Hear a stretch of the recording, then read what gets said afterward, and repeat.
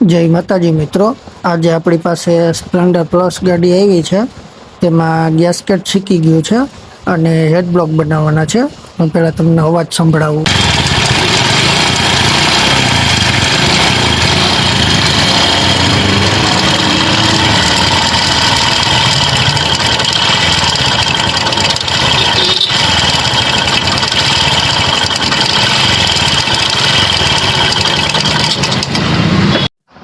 તો આપણે સ્પ્લેન્ડરના હેડ બ્લોક ખોલી નાખ્યા છે. હવે આ એનો જૂનો પિસ્ટન છે. આ પિસ્ટનમાં રીંગો ચોંટી ગઈ, એના હિસાબે ઓઇલ ખાતી હતી. હવે આપણે આને લેથે મોકલાવી દઈએ, બ્લોકને અને હેડને. આ એના વાલ છે.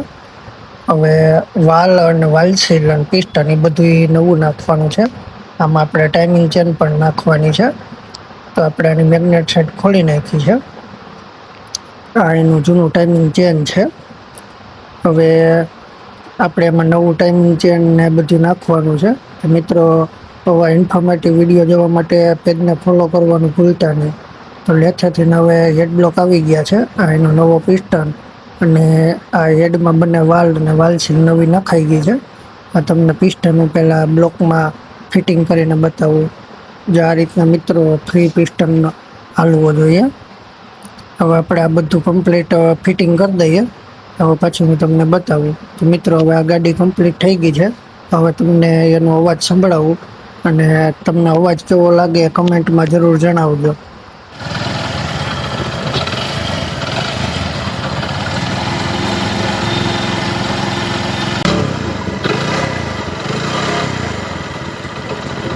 તો ચાલો હવે મળીએ બીજા વિડીયોમાં.